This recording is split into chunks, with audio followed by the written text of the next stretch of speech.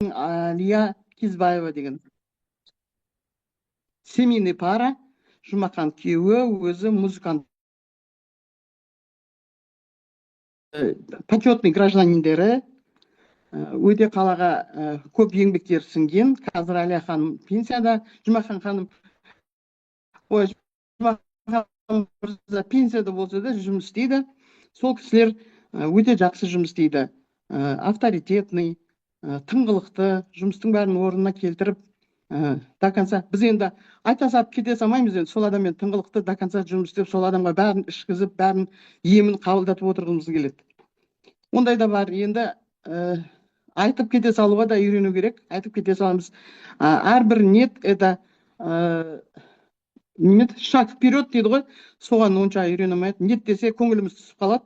Сетебек емеспіз ғой, сондықтан ойбай неге нет дейді бұл, бізге соншама айтып жатқанда деп ойлаймыз. Стараться етіп Слово айтамыз. «нет» принимайте как слово «да». Да, учимся. Енді сол Алия ханымға сөз бергім келеді. Өте көп результаттары бар. Солар туралы айтып берсін деймін. Алия ханым сөйлесін, Кизбаева. Алия ханым, сізге сөз. Қай жерде жаңа көріп тұрмын. Кеш, серіктестер, партнерлар, жағдайларыңыз жақсы шығар. Мен сол Кентау қаласынан Алия Кизбаева боламын. Осы Құдай қаласа, осы ноябрьда уже мен осы компанияға келгеніме 2 жыл болады. Мына ең бірінші мен компанияға бұрын енді Алтынай ханыммен Сибирский здоровьеда біз жұмыс істегенбіз. Ол кезде мен жұмыс істеп жүріп, тек қана для себя денсаулығымды жөндеу үшін ғана жаңағы өнімдер алатынмын. Жаңа сетевой маркетинг деген ондай нәрселерді білмейтінмін. Шынын айтқанда қолымда тимейтін. Құдайға шүкір, қазір мынау пенсияға шығып, енді қолымыз кішкене босап, денсаулығымыз енді кішкене сыр бергеннен кейін, мына компанияның очкиін алып өзім қолданғаннан кейін барып мен осы Веда компаниясына партнер болып кірдім. Мына біздің Алтынай ханымның сондай энергиясы көп адам, сіздер өзіңіздер барлықтары білесіздер. Қолынан келгенін бәрін үйретіп, қашан звондасаңыз да, күні түні звондасаңыз да, осы кісі әр уақытта өзінің көмегін бізден аямайды. Бұл кісіні көріп, даже түрін көріп, геннің өзінде біз энергия аламыз, мотивация аламыз. Кентауға жиі кеп тұрады. Ол кезде вообще ойламаған, ойымызға келмеген нәрсені істеп кетеміз, шынын айтқанда. Сол жақты мен өмірі мұғаліммін, мен жағын, бизнес жағын өмір онымен шұғылданған емеспін. Қолымнан ештеңе келмейді деп ойлағанмын. Құдайға шүкір, осындай нәтижелердің арқасында Алтынай ханымның, Бибісара ханымның көмектесімен, және өзіміздің командамның көп челлендж жасағанбыз. Содан көп пайда көріп, біз мынандай бүгін мына эфирге шығып отырмыз. Бұндай эфирге шынын айтқанда шығуға қорқатынбыз. Енді білмеймін, енді артық кем айтсам, енді жіберсіздер. Мен бірінші рет эфирге шығып тұрмын осы компанияның. Жаңа өзім айтқандай, мен көзіме катаракт деп диагноз қойды, операцияға дайындаған.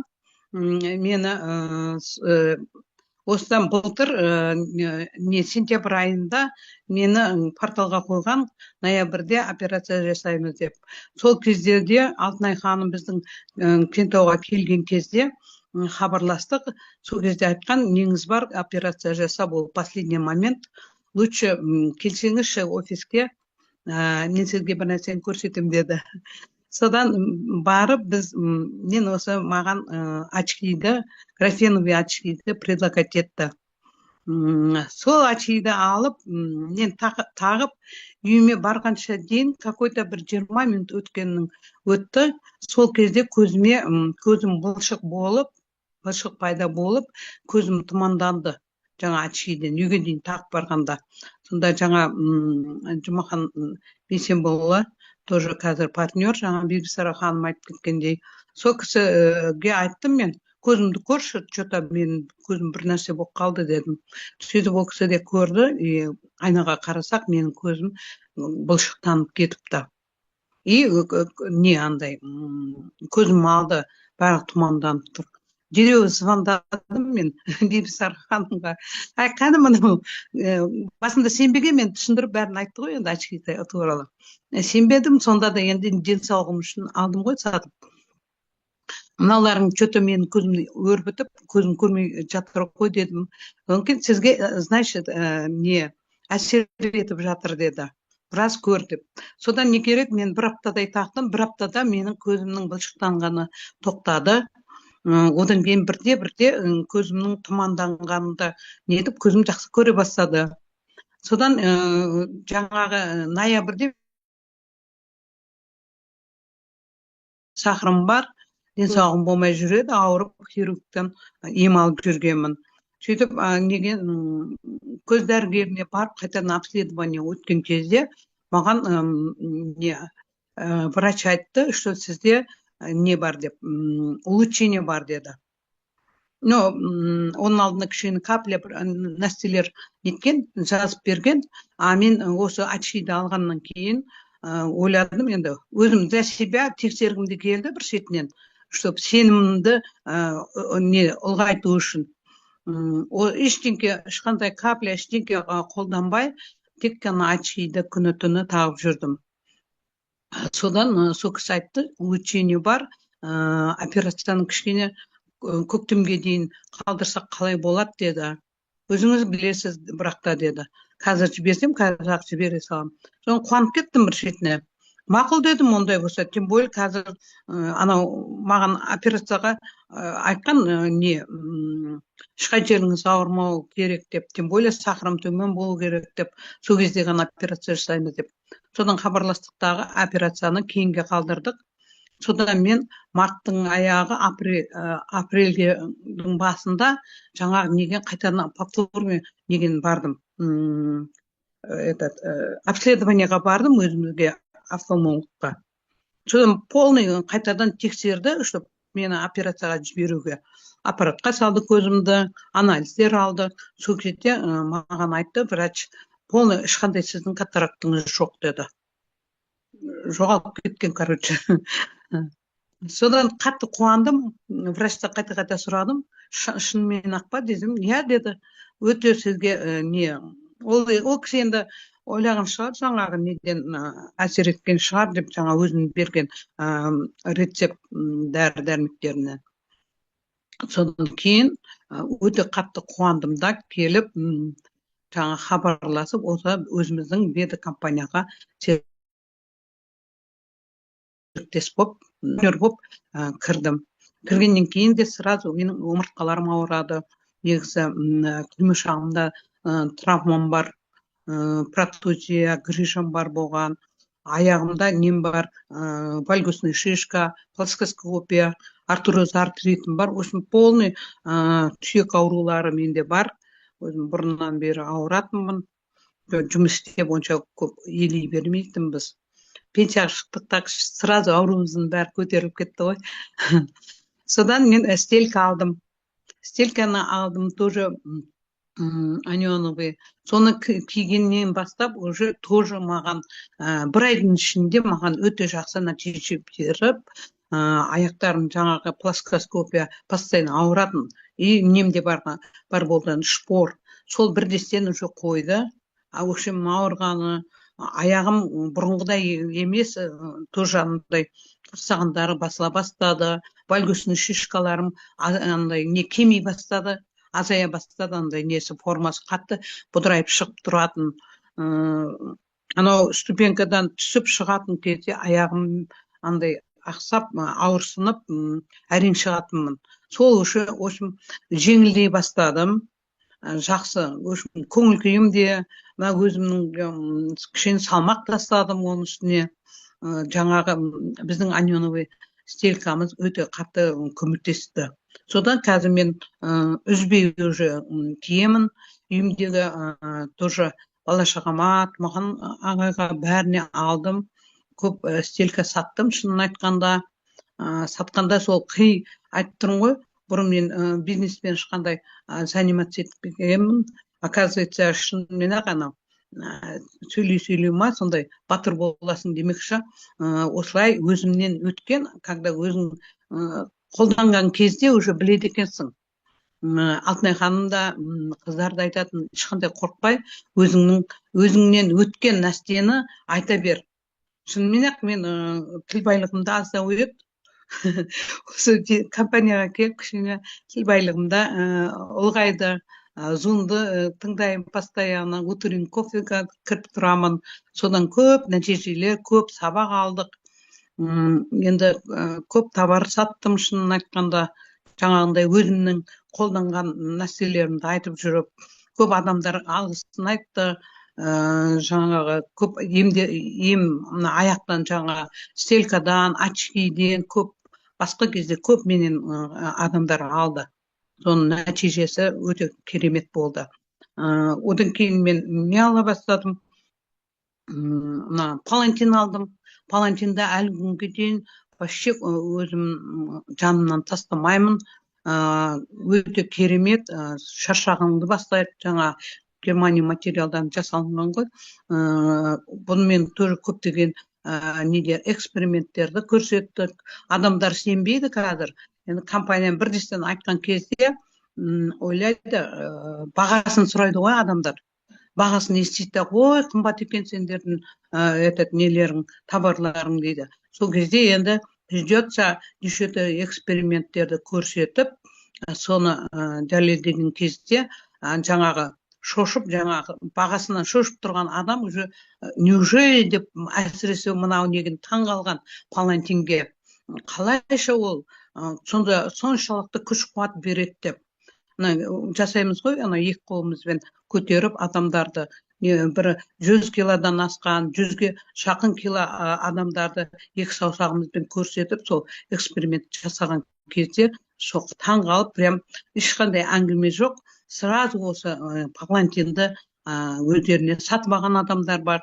Артымнан біраз, құдайға шүкір, біраз команда ерді. Адамдардың треугольник жасадым, соның арқасында. Сөйтіп енді бірте өзім товарларды ала бастадым. Нәтижесі сол очкиден сол нәтижені көрдім. Жаңағы катарактыдан құтылдым. Қазір мына бүткіл сүйек ауруға жаңа стелька өте қатты көмектесті. Мына болса да мына палантин. Содан кейін менде не бар? Қыз кезімнен аурам немен зобпен. Бір рет 82-ші жылы операция жасалынған. Қазір данный время менде қайталанған рецидив зобым бар, балалап кеткен. 9 ұзылым бар, кистам бар, менде операция жасаймыз дейді, но бірақ операцияға мен ешқандай келіскен жоқпын. Одан осы өзіміздің өнімдерді қолдана отырғанда мен активатор алдым. Активатормен спирулина. Спирулинаны мен полный бір корпусын 1,5 ай іштім. Сөйтіп отыра, активатормен жаңаға суды заряжать етіп отырып, ішіп отырып, өзім сахарымды түсірдім. Екінші сахарымын, сонымен қатар, мына зобымда алдымды барын нететімін, активатормен жасай меридиан арқылы, сол арқылы менде кейін тексеру 3 ай сайын негізімен учетта болғаннан кейін 3 ай сайын барып тексеріп тұрам. Шымкентте мен контрольдамын. Сол себепті 3 айдан кейін осы дәрі-дәрмек ішпегенде барып тексерілген кезде менде сахарым 12 болатын. Қатты өзім көтермеймін, өзім бұрын глюконил ішетін, ол ешқандай қазір мен данный время ешқандай даже осы данный время емес, осы компанияға кіргелі бері мен ешқандай дәрі-дәрмек ішпеймін. Жаңа учетта тұрсам да бәрін тоқтатып тастағанмын. Сахарға да ішпеймін, өзім бірақ диета сақтаймын. Содан кейін осы активаторды жаңа спирулинаны қолдан өте жақсы нәтижеге жеттім. Сахарымды түсірдім алтыға. Содан кейін зоғым жаңағы менде 3 узылым жоқ болып кетті. Сол 1,5 ай ішкен кезде. И қалған 5 узылым не болды, риски уменьшенияға түсті. Содан Құдайға шүкір жақсымын, осыны постоянно мен қолданамын. Жаңа спирулин өте тамаша, оны ішкен кезде прям бір қалықтап жүрген сияқты болдым. Өзімді іш құрылысымда, өзім жүріс тұрысымда өте жеңілдеп, бір жасарып, кожаға да действовать етіп, іш құрылысыма да действовать етіп, осы спирулинадан өте өзімді жақсы сезіндім. Содан бастап постоянно жиі спирулинаны ішіп тұрамын. Және активатор. Активаторды тағда бұдан басқа өзімнің немеремнің бетінде не бар? Өзі тұқымдарында да бар негізі. Акне бар, подростковый жаңа безулер бар, бірақ қатты асқынып кеткен. Осы активатормен мен сол немеремді емдедім. Постоянно әлі күнге дейін сәл кішкене нетсе де, безеу шыға бастаса, сразу активатормен өзі қазір үйреніп алған.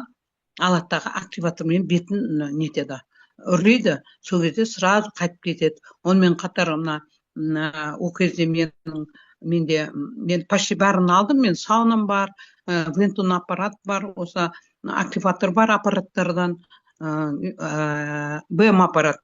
Енді Құдай қаласа ойлап отырмын, вентунды да алам ба деп.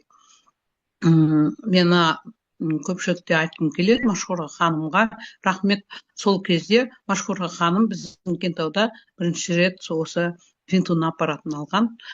Сол Алла разылығы үшін ол кісі бізге көмектесіп, мен немеремді 10 күн сеансқа отырғызып, осы вентун аппараты да өте жазылды. Содан кейін активатордан тоже кейін кезде де көп естіп жатырмын. Менде бұрын асқазаным ауыратын, асқазанымда кішкене операция жасалынған. Содан тілім қатты ойылып кететін болған. Ойылып прям неприятно, өзімді жақсы сезінбейтін болғанмын. Сонда Машхура ханым да активатор болған. Активатормен сол бірінші рет сол аузымды былай үрлеп тілімді. Сонда даже бірінші күнде уже эффект берді да, жаңа тілімнің ойылғаны уже қайтты. Екінші рет жасаған кезде вообще жоқ болды. Біріншіден сол активатордың өзінен екі-ақ сеанстан уже мен құтылдым. Сол тілімдегі ойылған нәрседен. Сонымен қатар өзімнің таныс қайнағамыз бар еді. Активаторды бірінші сатып алған кезде өзім тоже Алла разылығы үшін тегін сол кісіні емдедім. Пендеміз ғой енді, сенбейміз. Дедім, ол кісіде не болған, клеш, мұрынның бәрін мына жерге түскен, өзі охотник кісі еді. Сол жерде жұққызып, бүткіл бетінің барлығы жаман болып кеткен неден. Менде енді суреттері де бар, бұрын салғанмын. Сол кісіні мен 15 сеанс, 5 сеанстан демалтып неткенмін, емдегенмін. Врачтар айтқан екен, операция жасау керек, болмаса бір осындай аппаратпен ғана емдеуге болады, иначе ешқандай емделмейді деп. Содан Құдайға шүкір, ол кісінде несін жаңағы бетін жақсы, осы активатормен емдеп жақсы нәтиже болды. Өзімнің тоже немерелерім тоже не болған, псориазды өте жақсы емдейді. құлағынан после ана тәттілерді жегеннен тоже жара шыққан құлағына немеремнің. Тоже онда 3 күнде даже 3 күн мен сеанс жасаған кезде, жаңа үрлеген кезде немен активатормен 3 күннен кейін вообще кетіп қалған. Өте жақсы нәтиже береді. Осы активатор клеток енді не ғой, домашний доктор дейміз ғой, әр уақытта жанымызда жүреді. Сонымен қатар мына қазір мен көбінесе мына өзіміздің неміз бар ғой, зубной пастамыз бар, неден жасалған, полыннан жасалған, өте керемет. Қазір мен өзім данное время өзім Төркінімде Талдықорған облысында жүрмін, иә. Кешеден бері даже алып келген товарым жетпей қалды, шынын айтқанда. Осы не қатты бұрында неткем, бергенмін өзім туысқандарыма зубной пастаны. Барлықтары соған ғашық, прокладка тоже соны қатты требовать етіп жатыр сол жерді.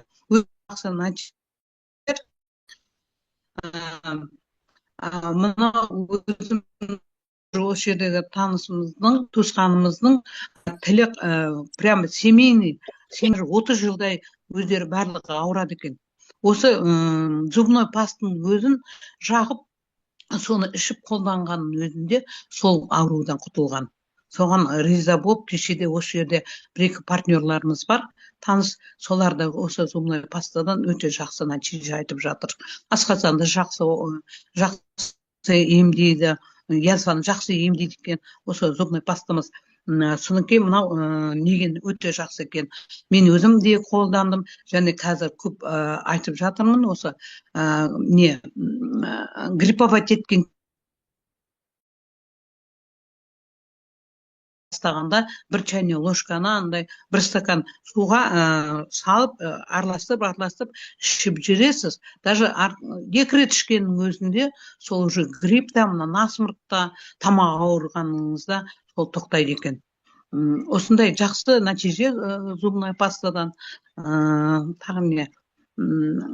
Көп енді қазір менде біраз нәрселер алдым. Соның бәрін өзім өткіп, ең бірінші рет өзіме қолданып жатырмын. Синчофуды іштім. Тоже мынау қазір тромбқа неген өте керемет екен. Жақсы нәтижелер беріп жатыр. Ой, Әлия ханым, мен күшті. Өзіме тоқтаймын. Енді бұл, мен айтайын деген, осы біздің бұл компанияны тоже танысып бәрін біліп жатырмыз ғой. Осы компанияны бастап ашып, осы аппараттарды, осы өнімдердің барлығын, даже косметика, жаңағы спрейдің өзі керемет. Солардың бәрін ойлап тапқан адамға мыңда бір алғыс. Осы компаниямызға келе берейік, артымыздан партнерларды жинайық, жұмыс жасайық деп ойлаймын. Арғатай Құда қаласа бізде амбассадор болатын шығармыз деп үміттемін мен өз басым. Ана жол бір план құрғанда жазып қойдым. 70 жасқа Құда қаласа Алла жеткізсе, 70 жасымда амбассадор боламын, өзіме жазып қойдым планыма. Сонымен қатар Алтынай ханымға мыңда бір рахмет айтамын. Алтынай ханым бізге постоянно көмектеседі, ақ жарқын, ақ жүректі адам, ешқашан өзінен қолынан келген несін аямайды. Осы лично өзім мен осы Алтынай ханымнан постоянно не аламын мен, энергия аламын, мотивация аламын. Рахмет. Әлия ханым, сонша отзывтармен бөлісіп, көрдіңдер ме, возрастқа қарамай, біздің бизнес жасайтын любой адам жасап кетеді ғой. И сөйлей алмаймын дегенді адамды біздің продукция сөйлетеді. Көрдіңдер ме? Иә, дұрыс айтасыз. Сөйлетеді. Ендігі сөзді өзім ключевой партнерім бар. Өзі жаңағы осы жерде BBC Райфше айтқандай, қандай компанияда сұрамай, Айжин айтқаннан сразу кірісіп кеткен сондай тағы бар адамымыз бар. Ол Кентау қаласында тұратын Машхура ханым Қожантаева. Ол месте жаңа күйеуімен бірігіп жұмыс жасайды бірге. Онысіне қазір өзі больницада жатыр міне. Бірақ сонда да бүгін сендердің командаға шығу керек деген өзінде міне палатада жатып зумға шығып жатыр. Пока связь бар кезде осы кісіге сөз берейік, иә? Машхура ханым да. Золотой Рахмет. микрофон. Сіздерге қайырлы түн, әріптестер. Менде қайта өшіп қалып жатыр. Связь нашар болғандықтан. Мен енді денсаулыққа байланысты больницада жатырмыз, жолдасым екеуміз. Больницада жатсам да қарап жатпай, қасымдағы ауырып жатқан бір өткенде ортаға салдым, бетінде дәу жара болған апаны. Қазір активатормен бір пептид беріп қойдым, активатормен қызы істейді. Мына түсіп жатыр ғой, жиырылып жатыр. Оны онкологқа жіберем деген екен. Күшті менде результат. Қазір коридорда отыр, ол апа көрсетейін десем ренжіп қалады. Бірақ суреттерді ортаға салдым. Біздің Веда компаниясының өнімдері не деген керемет, тамаша. Ондай жоқ десең де болады. Өйткені оны хирургтар кесеміз депті, онкологқа жібереміз депті. Мен ортаға салған суреттерді көрдіңіздер ма? Беті түсіп жатыр, мына бет жағын іріңкеулеп кеткен екен, бәрі жиырылып, іріні шығып, күшті результат болып жатыр. Апаның өзі де мәз, қызы да мәз. Алматыда тұратын қызы біздің партнер екен. Сол кісі активатор алып қойған екен. Дереу жібердім, оған дейін мен активаторды үйден алдырып, сол апаға бір күн істедік, ертесіне Алматыдан активатор келді. Мен пептид бердім, сонымен апаның беті жақсы болып жатыр. Ол бір күшті результатым. Жаңадан. Одан кейін осы жерде екі санитарка үлкен бір апаны көтерім деп, екеуінде белі ауырып қалып, екеуінің беліне прокладка ежедневкаға бір чайный ложка ыстық су құйып, екеуінің беліне қойып бергенім, екеуі де қақыңдап, күшті қарап жатпай, өзім ауырып жатыр, жұрт емдеп жүрмін. Қарап жатпай прокладка сатып жатырмын арада. Сөйтіп, ол да бір күшті жаңалық. Бәрі таң қалады, ойбай, бұл не, осыдан жақсы бола ма дейді. Мен өзім жақында өткен апта Сарыағашта болдым. Курортта бірденен седалищный нерв белім ұстап қалды. Массажы істеттім, бәрін істеттім, 2 күн болмады. Есіме түсіп кетті, прокладканы жабыстырдым. Сенесіздер ме? Минут ішінде мен бойым тіктім ғой. Әйтпесе еңкейіп қалғам, бойым тіке алмай қалғам. Минут ішінде мен ауырғаны басылып, бойым тіктім. Одан кейін осы қыздарға айтсам, сенбей тұрған 2 санитарка қойып бердім. Именно сол қыздар қазір ношта, сол күшті болды деп, мәз, ырза сатып алды. Біріншісін өзім қойып бердім, кейін олар бір пачка сатып алды. Ол активатор кіреді қасында, ол қаяққа барсақ та, қыдырсақ та, демалуға барсақ та, больницада да қасында. Активатор кіреттікпен мен өткен апта Ташкент қаласына барып зобымды тексерттім. Зобымда узылдар жоқ деді, оның видеосы бар, мен ортаға әлі салмадым. Врач тексерді. Көкірегімде де кішкентай қалған түйін, көкірегімде біреуінде двухсторонний кистозный мастопатия болған менде. Сол активатордың көмегімен менде ол кішкентай біреуінде қалыпты. Одан зопта да менде 2 үзіледі, кішкентай біреу қалған. Мен негізі оны постоянно істесем жоқ болып кететін еді. Жоқ болып кеткен. Ортада істемей қойдым. Активатормен жұмыс жасамай қойдым. Содан кейін қайттан шықты. Стресс болдық біз ортада. Содан кейін қайттан шықты. Әйтпесе жоқ болып кеткен. Көкірегімдағы да, зоптағы. Активатор сиқырлы таяқша деп айтам. Көрші палатада сол апа да сиқырлы таяқша деп, олар да сиқырлы таяқша деп біліп алған. Пептидті біз айлап іштік. Қазір ленжи ішіп жатыр, миға сигнал беруге. Күйеуім екеуміз спирулина, больницада жатып, осының бәрін ішіп жатырмын. Бәр дәрілерді, осы дәрілердің арқасында бізге көп көмек беріп жатыр, шайлары. Бәрін ішіп. Ал енді Багуа саунасынан не алатын болсам, басында бірінші болып Багуа саунасынан алдық. Біз отбасымызбен емделдік. Біздің емделгенімізді көріп, адамдар мен демдеш деп сонымен мен не керек адам емдеуге шығып кеттім ғой. Вызовтың адамы барам, үйіне шақырады, таксимен барам или машинамен әкетеді, әкеп қояды. Сонымен адам емдеп кеттім, записпен. Одан кейін активаторды зобты жақсы қылды деген естісіп, активаторды алдым. Өзім зобым 4-5 күнде 4-5 минут істедім, наугад істедік басында. Содан жақсы болдым. Одан кішкентай немере 38-де 8 температура болып тұрған, 2 алақан, 2 табанына кіндігіне 1 минуттан 5 минут істеген температура жоқ болды. Балам машинаның есігіне мына жерін ұрып алып, жарты сағаттан кейін жолға шығайын деп тұр, мынандай ісік болып, жүгіріп кірдім, мама бірдеңе жағыңызшы мынаған деп. Қазір мен сиқырлы таяқшамен істеймін десем, мама қой тұрыңызшы, оны бірдеңе жағыңызшы дейді. 5 минутта жоқ қылып жіберді, көрдің бе, мен сиқырлы таяқшамын деп айттым да. Одан бір немерені ара шағып алды. 5 минутта оның да жоқ болып кетті. Әйтпесе оның судорогасы бар, мен содан қорқам, скорый шақырам ба деп істеп тұр. Қарап тұрсам жоқ болып кетті. Апа ауырғаны қойды, керек емес дейді. Даже бізде март айында үйде газ атылғанда біз күйіп қалдық газдан.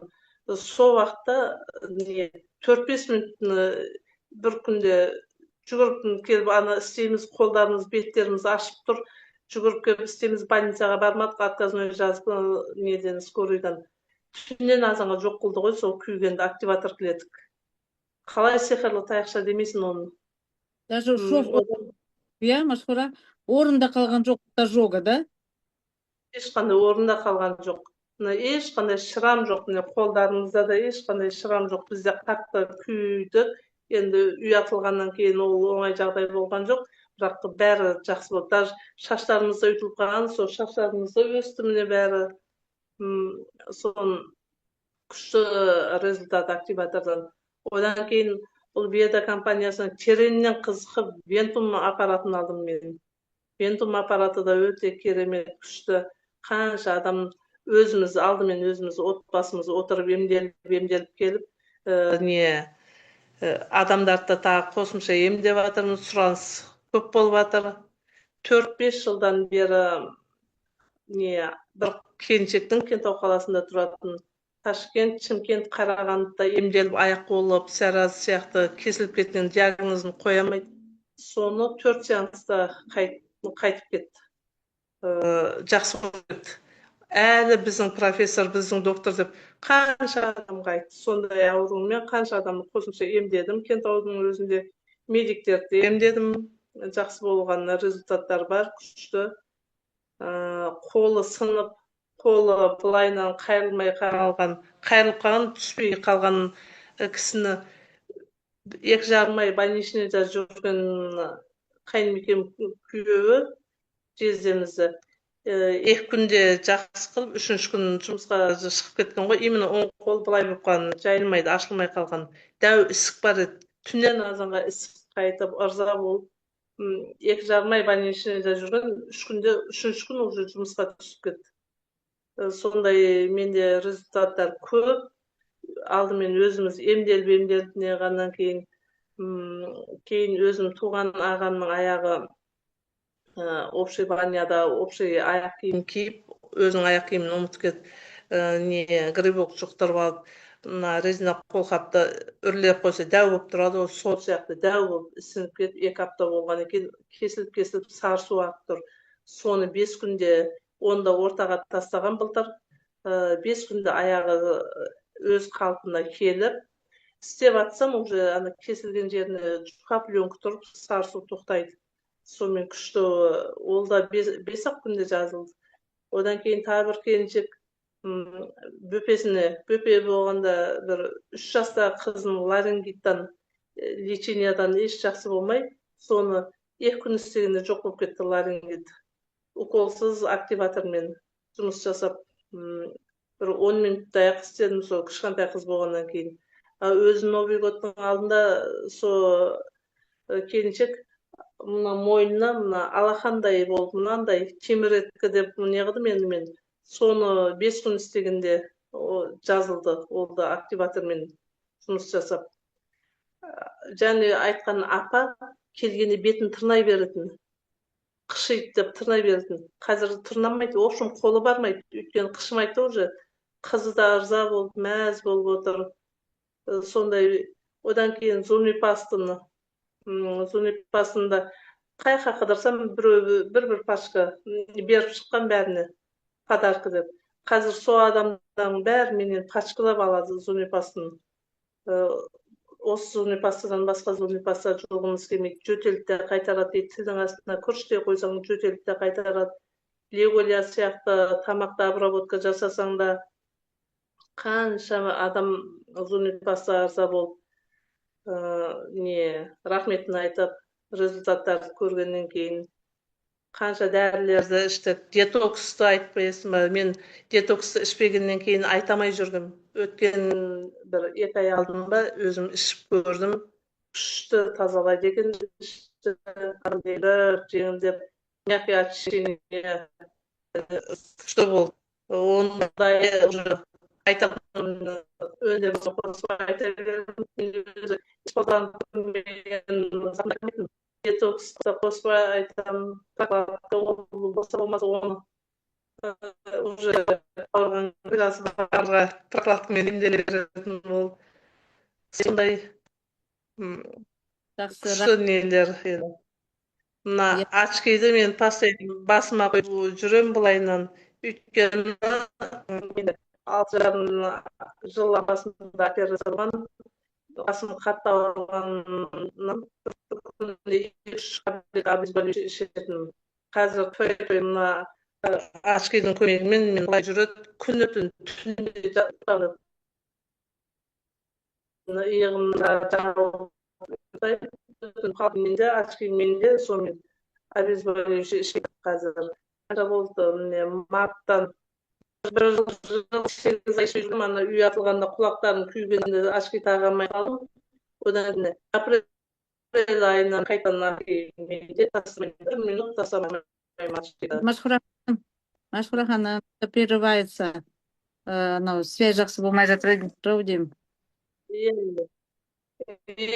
тастап жатырмын мен. Негізі Машхура ханым айтып жатқаны, қазір жақсы сіздер естімей жатсыздар ғой, мен айтып берейін. Мынау басында операция жасаған тұғын, сік болған, солны операция жасаған кезде бұл кісі даже ұйықтай алмай жүретін тұғын. И мен бірінші рет естігем осы кісіден, что очки тақса басына, сразу жатып ұйықта қалады, да? Таң қалдым, қалай ол деп, сенбейтін тұғым өзім. Сөйтсем, оказывается, очкиін прям кәдімгі мына жеріне басына тағып алады. И ауырғанын басып, сразу ұйықта қалады екен. Осы кісі бізді үйретті. Содан кейін анау бір очкиім бар еді, бір ушкасы сынып қалған. Соны жатып киіп алатын тұғымда осы кісіден естіп мен сондай екен деп, да. И вот представьте, у них был дома пожар, взорвался огромный баллон, и взорвался весь дом. И өзі күйеуі 3 немере бәрі жаңағы сол үйдің ішінде жүрген адамдар, и представьте, какие они ожоги получили. И даже ни мази, ничего не мазали, чисто активатором клеток. Вот сейчас то, что она показывает, ни следа не осталось, ни от ожогов, ни от чего.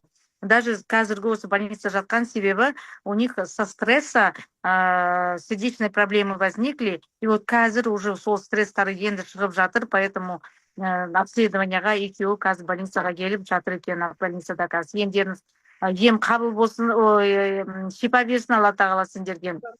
Машхура ханым, бүгін осындай жағдайда болса да, әйтеуір больницадан болса да, міне больницада жатып та емдеп жатыр. Қайда жүрсе де осыны айтып бұл кісі ше, шынымен де аузы жабылмай, всегда в любом месте осы осылай продукция адамды сөйлетеді деген осы. Представляете, как классно. Қазір больница жатып, сауап алып жатыр. Анау апаның жарты беті мынандай жара ғой. Просто страшно. Я прямо хотела сегодня вам сделать, показать. Прямо у меня не хватило сил. Но мынандай жара бетіндегі қазір уже жиналып жатыр, представляете? И еще, что ол мықтылық соншалық қорқпай апаға соны жасаған ғой активатормен. Кто-то бы побоялся, сказал, ну нафиг, что связываться деп, да?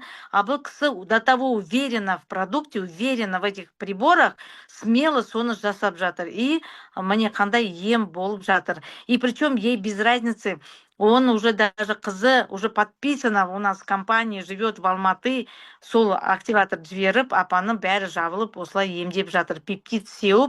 Пептидті сеуіп и активатормен жасап жатыр. Вот представляете, какие результаты. Рахмет вам всем. Я думаю, у нас еще есть результаты, но по времени мы уже, у нас заканчивается. Здесь вопрос есть по зобу.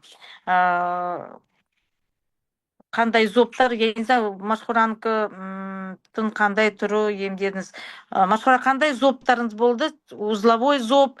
Я знаю, что Машхурада 8, по-моему, узлов было. Вот қазір Әлия ханым да айтып жатыр, 8 узел болды, уже 3 кетіп, 5 қалды деп жатыр, да? Они все просто делают активатором. Я знаю, что Машхура первое время даже у нее книжки не было, она не знала, как делать. Просто наугад делала, мына жерге қолдарына істей берді. Потом уже, когда мы книжку отправила я ей, она стала уже по книжке делать. Поэтому здесь, наверное, срабатывает в первую очередь просто продукцияға сенім. Өзіне прям продукция до того, она не то что сенім, а прям верит, любит продукт, білмеймін әйтеуір сондай. Из-за этого, наверное, вот такие вот мощные, сильные результаты. Если еще есть вопросы, давайте вопросы позадаем, да? У нас есть еще 4 минутки времени. Алтынай ханым, можно? Я руку Да. подняла. Мгм. Кеш жарық бәріңізге де өте керемет зум болып жатыр. Қыздар, керемет, Алланың берген шипасы сіздерге. Аллаға мың бір рахмет. Мен де қатты ауырып тұрдым.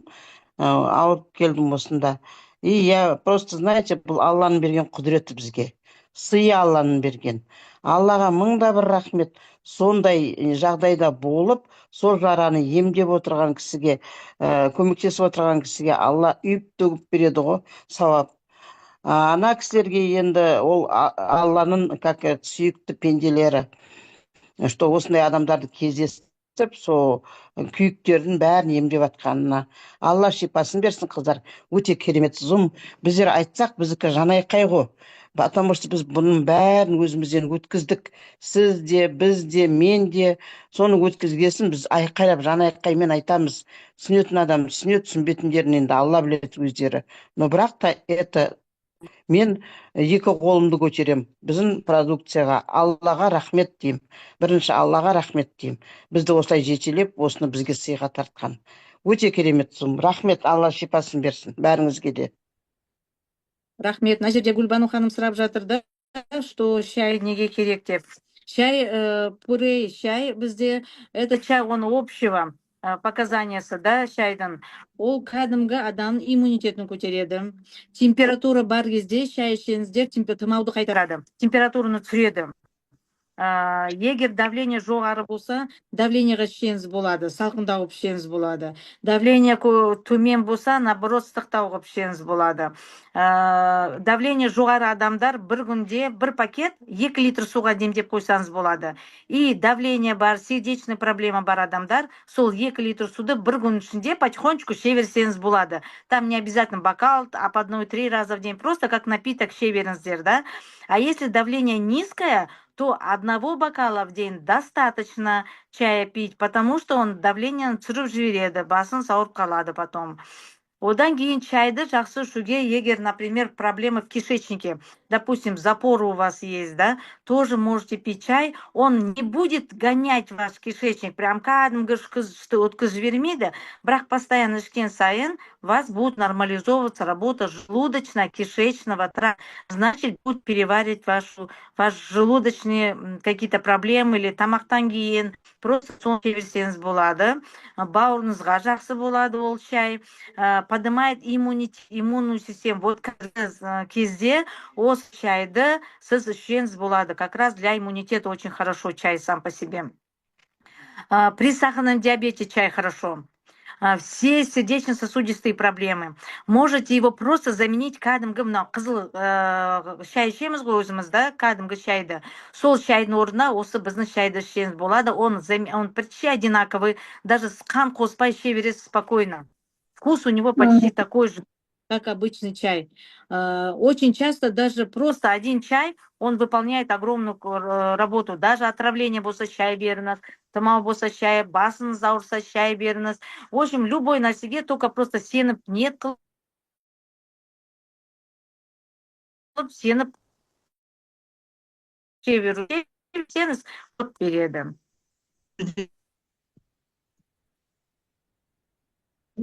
Рахмет, Кеш көп жарық. көп рахмет. Машхура ханым, қалай Алла шипасын берсін. Біз ылғи да сөйлесіп отырамыз Машхура ханыммен, видеоларды бөлісіп отырамыз. Бүгінгі дебютіңіз өте керемет, жақсы. Әлия ханымға да сәлем, күшті болды. Рахмет сіздерге. Рахмет сізге. Да, рахмет, ханым. Это есть команда, когда, вы знаете, вот почему мы уходим, да, вот это, да, но мы все и благодаря тем, что мы вместе обучаемся, вот вместе бір-бірімізді көріп, олар әртүрлі еще бір-бірін онлайн көрген емес, бір-бірімен бүйтіп құшақтасып амандасқан емес, бірақ бір-біріне уже туысқан болып қалған адамдар, потому что все время в зуме, потому что обучение не пропускают. Так, тағы да кімде сұрақ бар? Я еще хотела... Қолын көтеріп отыр ғой. Да, Да, я бы хотела спросить, кеш жарық, Семьяведа.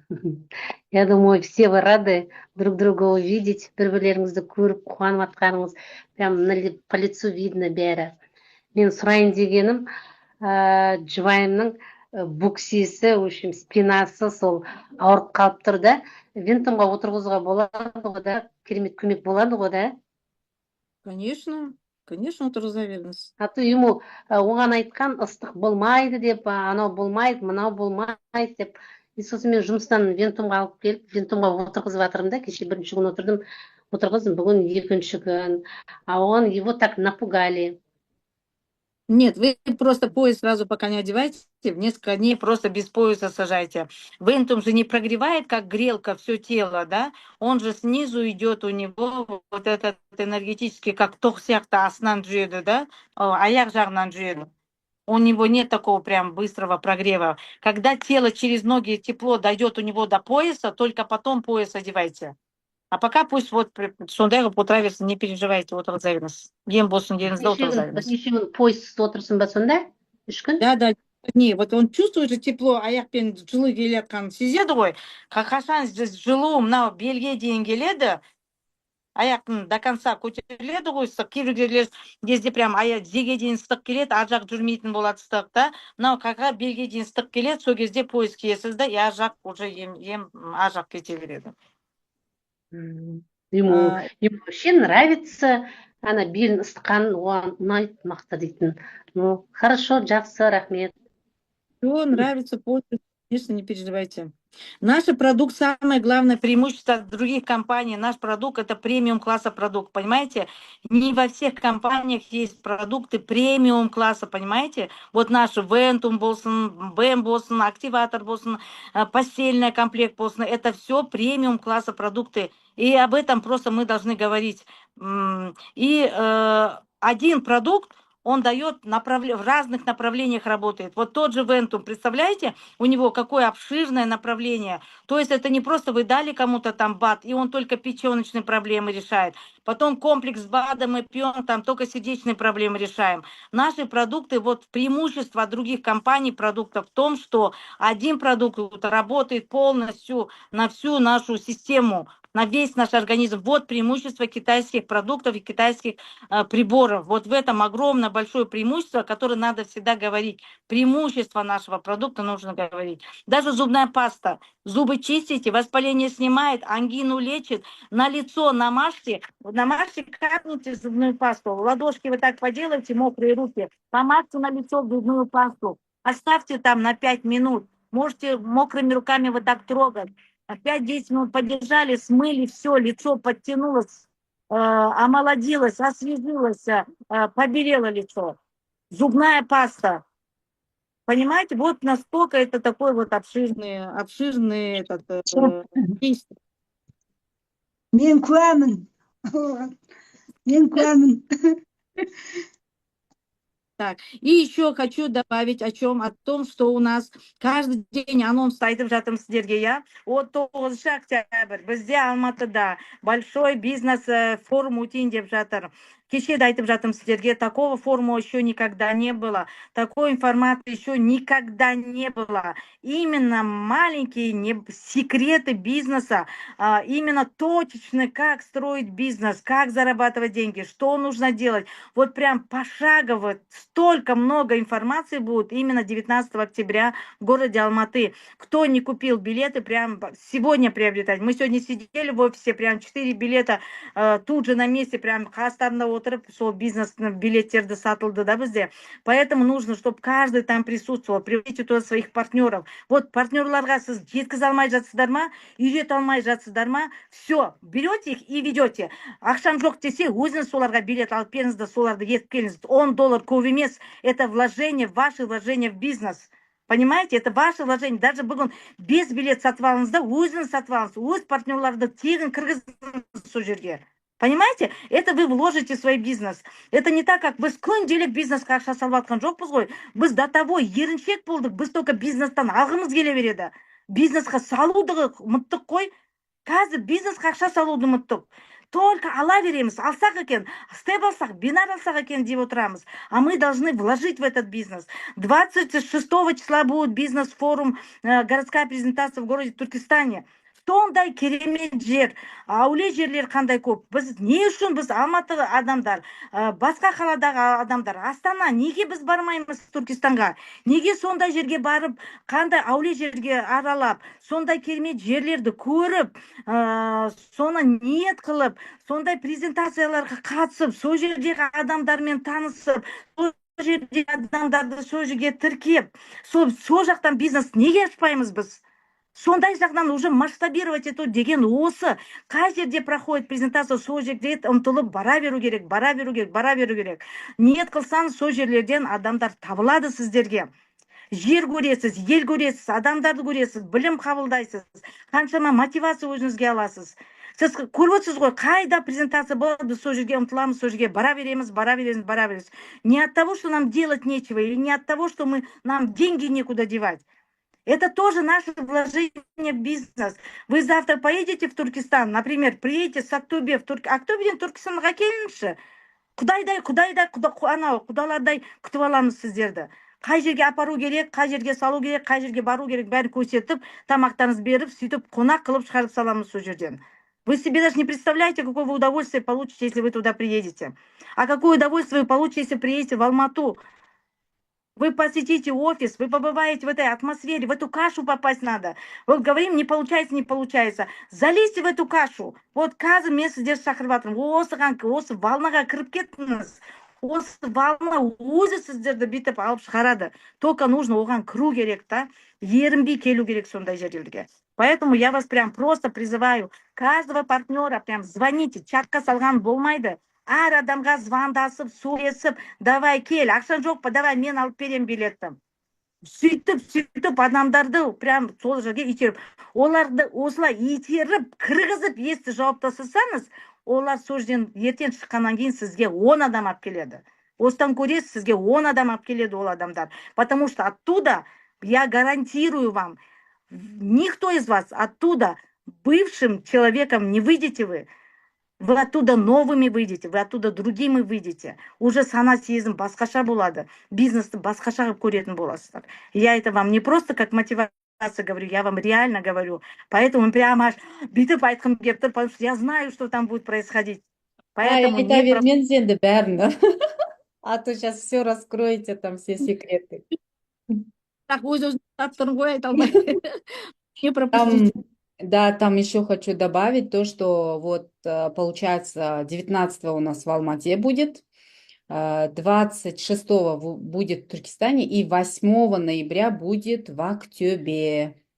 Объявление скоро про Актобе будет уже, сейчас уже с датой определились 8 ноября. Поэтому уже готовьтесь уже сейчас и, пожалуйста, все уже учитесь, как билеты брать с кабинета. Вот здесь сейчас спрашивают, во все наши презентации билеты $10. $10. И хотела здесь спросить, кто из Алматы? Поднимите руки. У кого есть в Алмате партнеры? Напишите, Очень много случаев бывает, когда наши партнеры, лидеры, да, начинают говорить, вот, я не знаю, что делать, я не знаю, что с моими партнерами делать, как их разбудить, там очень такое распространенное слово у нас есть, юхтаватор. Что за слово юхтаватор? Не бывает таких терминов, да, это только в том случае, когда наставник, человек, который пригласил, он не знает, что с ними делать дальше, да, с партнером, как, кроме того, как пригласить людей и делать регистрации, много кто не знает, что дальше делать. Вот как раз на этом обучении 19 числа Алтынай ханым все правильно говорит. Вот такого еще не было нигде, ни на одном обучении. Никто не говорил, как быть новичку, как этого новичка с первых дней чему учить, что должен знать, какие шаги должны сделать, что вы, сколько вы зарабатываете, эти заработки, как его приумножить на 2. Вот это все будет там.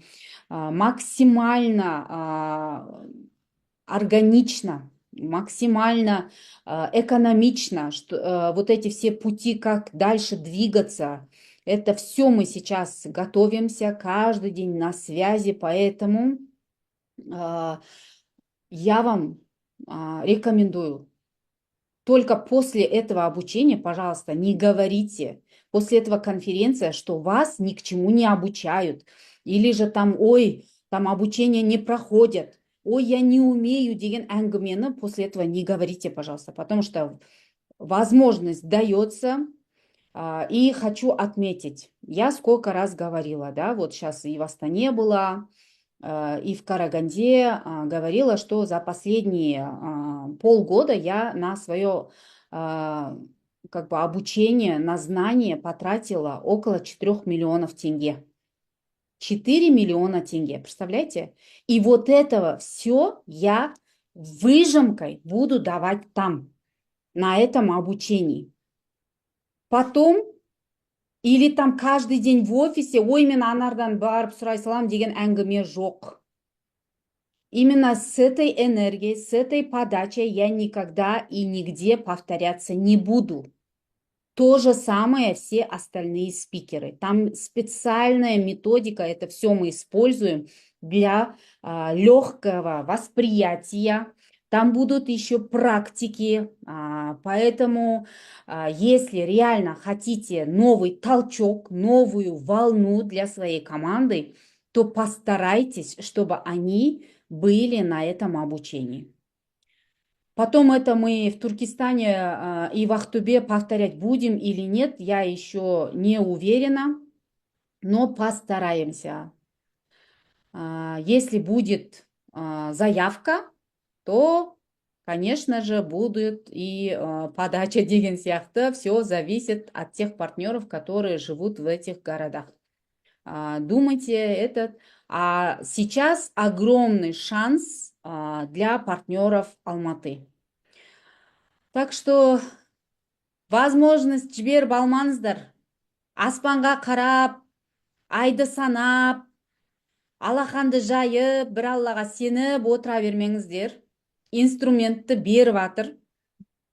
Біраз нәрсені біз арқылы да жеткізейін деп тұр. Так что, если реально хотите какого-то толчка и движения, роста, то тогда вот это, я считаю, самое то, как раз в сезоне, да, вы знаете, что сейчас у нас сезон начался, сезон развития, масштабирования. Кстати, насчет масштабирования тоже здесь будем рассказывать, имейте в виду, как масштабироваться в другие страны, и вообще по всему, по всей стране, имеется в виду, это все там будет. Я уже вам говорю, самое нужное, самое то, что необходимо сейчас всем партнерам, мы это все будем там рассказывать. Все, до встречи. Очень надеюсь, что возможность не упустите. Гульбан, в каком чате вы находитесь? Потому что объявление во всех чатах. Қай жерде болады деп сұрап жатыр, да, Гүлбану? Ага, саламатсыздар ма, кеш жарық. Қай чатта барсың? Бар чаттарда объявление бар сияқты. Biz өзіміз Тараздың чатындамыз ғой, аха. Енді әңгіме арасында сұрай салайын деген әңгіме барысында.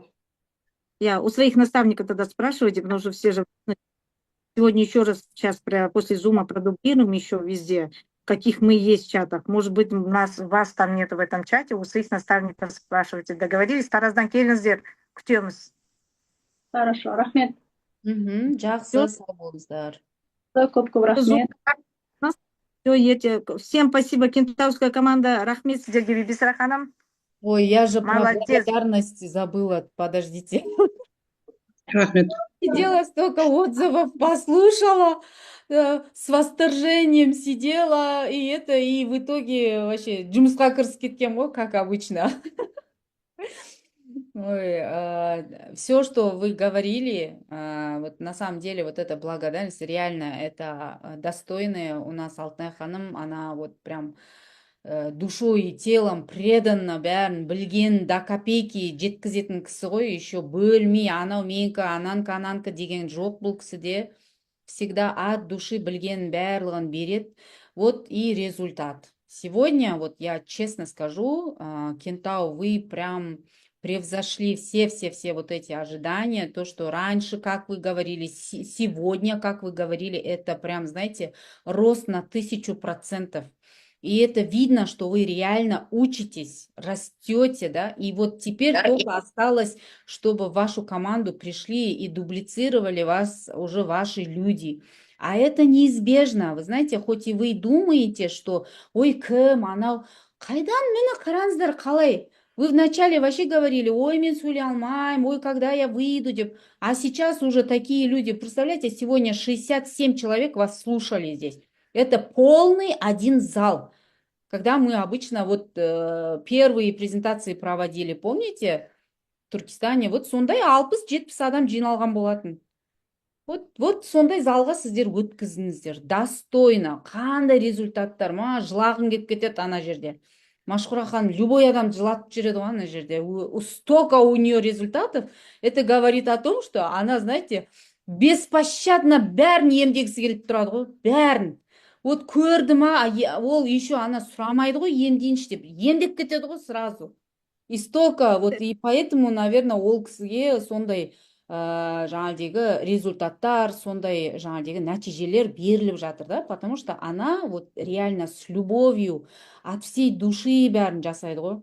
Алия ханым әні қалай күштілеп тұрып бәрін айтып отыр, бәрі сөйлей алмайым дейтін кісілер ғой. Тоқтата алмай жатырмыз ғой, жаңағыдай кетіп баратыр, ай! Уақыт бітті деп әрең сөйтіп тоқтатып жатырмыз. Ханым, командаңыз мощный өсіп келе жатыр, Құдайға шүкір, өзіңіз де, командаңыз да осылай тоқтамай ары қарай кете беріңіздер. Сіздер өскен сайын біз де қуанып, өсіп, сөйте береміз. Енді давайте енді масштабқа кірсек, жақсылап тұрып. Құдай қаласа, давайте. Енді жаңа өздеріңіз ойланып, не істей беріңіздер чаттарыңызда. Егерде жаңа Алматыдағы берілетін ақпараттар реально керек болатын болса, онда біз уже Алтынай ханым екеуміз ойластыратын боламыз. Что, как там? Хорошо? Все, хорошо, барлығыңызға керемет зум болды. Ертең не болады? Қызық болып отыр ғой. Ертеңге жиналыңыздар, ертеңгі күн вообще бомба болады.